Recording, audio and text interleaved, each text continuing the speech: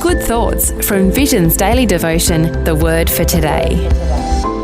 Our focus scripture today is Genesis 37, verse 25. There was a company of Ishmaelites coming from Gilead on their way to Egypt. The word for today is about the grandfather's mistake that became the grandson's miracle.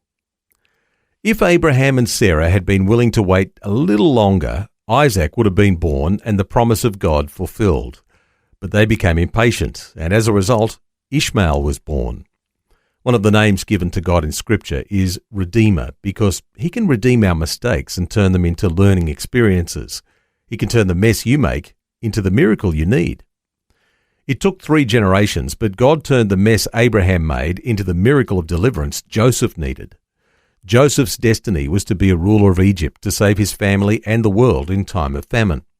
But because his brothers resented him, they sold him as a slave to a company of Ishmaelites.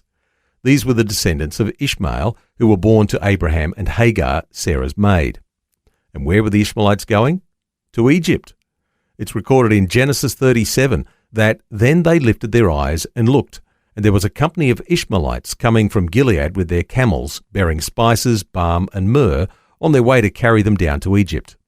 So the brothers pulled Joseph up and lifted him out of the pit and sold him to the Ishmaelites for 20 shekels of silver. And they took Joseph to Egypt. It's not over until God says it's over. He can turn the mess you made in the past into the miracle you need in the future. And the miracle will not only bless you, but others too. And perhaps those others will be in your own family, just as in the case of Joseph. The grandfather's mistake became the grandson's miracle. That's Vision's Word for Today.